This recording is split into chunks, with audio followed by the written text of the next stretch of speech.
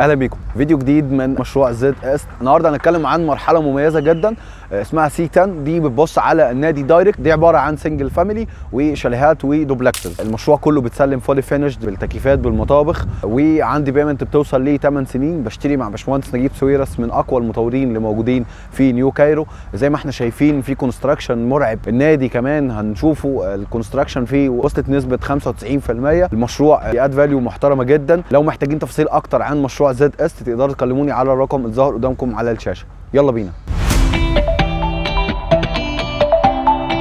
نبدا بالسي في. طبعا اورا ديفلوبمنت موجوده في الماركت من 3 سنين بس، قدرت تخلق لنفسها مكان كبير جدا مع المطورين زي سودك واعمار. عندنا مشروع زد است اللي احنا موجودين فيه، عندنا زد ويست في زايد، سيلفر ساند في الساحل الشمالي في سيدي حنيش، وكمان الشهر الجاي عندنا هيكون ارض جديده في نيو زايد. مشروع هيكون قوي جدا على مساحه حوالي 350 فدان. الشركه الكونستراكشن بتاعها قوي جدا. بنتكلم ان الفسادات بتاعتنا بتشتغل قبل ما المشروع يشتغل زي ما احنا شفنا في زد ويست وكمان في زد است. وكمان مشروع سيلفر ساند هيبدا تسليماته في الساحل بعد سنتين من دلوقتي. بالنسبه للوكيشن احنا موجودين دايركت على الدائري الاوسطي بعد لافيستا، قدامي بالم هيلز وماونتن فيو وكمان هايد بارك. فانا اوريدي في منطقه من التوب 5 في التجمع الخامس. الدائري الاوسطي طريق مهم جدا اقدر اوصل منه لزايد واكتوبر. بنتكلم في حوالي من 40 ل 50 دقيقه. نكمل معانا كمان على محور الضبعه. بالنسبه للديزاين المشروع على مساحه 360 فدان، عندي 32 فدان اوبن اير مول، ده هتكون دايركت على الدائري الاوسطي.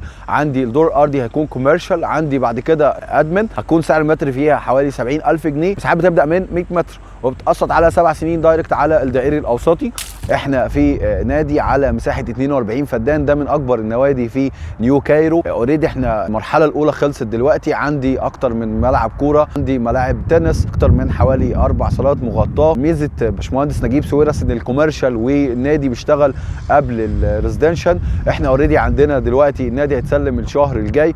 دي ميزه حلوه جدا، دي بتعلي من قيمه المشروع. بالنسبه للمساحات والاسعار والبيمنت بلان، عندي شاليهات وعندي دوبلكسز، عندي تاون هاوسز وتوين وستاند الون فيلا. طبعا من اميز الحاجات اللي موجوده هنا دوبلكسز والشاليهات. مباني الشاليهات ارضي بجاردن او اول بروف. الدوبلكسز كمان بتكون جي بلس 3.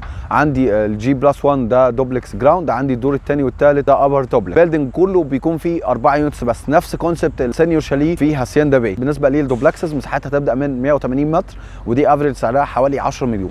عندي الشاليهات نفس المساحه 180 متر او 190 متر ودي افريج سعرها 11 مليون جنيه.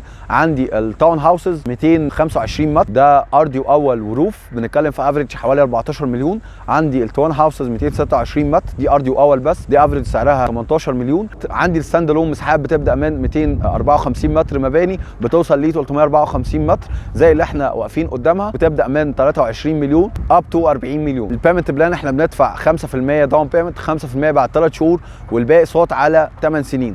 المشروع كله بتسلم هاي اند فولي فينيش، بالاضافه ان انا عندي الدوبلكسز والابارتمنتس بتتسلم بالكاتشن كابنز بالاي سيز، متشطب بالتكييفات بخشب المطبخ. المشروع الار اي بتاعه قوي جدا، واحد من اقوى المطورين في نيو كايرو وفي مصر عامه. الار اي بتاعه وصل ل 100% في خلال 3 سنين. التاون هاوسز اللي احنا بنتكلم عليها او مساحه كانت اصغر شويه، كانت 190 متر، كانت بتبدا وقت اللانش من سنتين او سنتين ونص تقريبا، كان افريج سعرها حوالي 7 مليون جنيه. النهارده بنتكلم في متوسط 12 او 13، فار اي وصل ل 100% في سنتين بس. كل ده ولسه الكوميرشال ما اشتغلش، وكمان النادي لسه ما اتسلمش وما بداش يشتغل. لما الحاجات دي تشتغل كمان هتعلي كمان من الار اي بتاع المشروع. المشروع اوبورتيونيتي قويه جدا. لو بتفكر في فيلا او عايز تشيل من دماغك هاسل الفيلا وعايز كونسبت مساحه كبيره بالنسبه للشاليهات والدوبلكسز، ده هيكون اوبورتيونيتي قويه جدا بالنسبه لحضرتك. لو محتاجين تفاصيل اكتر عن مشروع زد في التجمع الخامس تقدروا تكلموني على الرقم اللي ظاهر قدامكم على الشاشه. اتشرفت بيكم.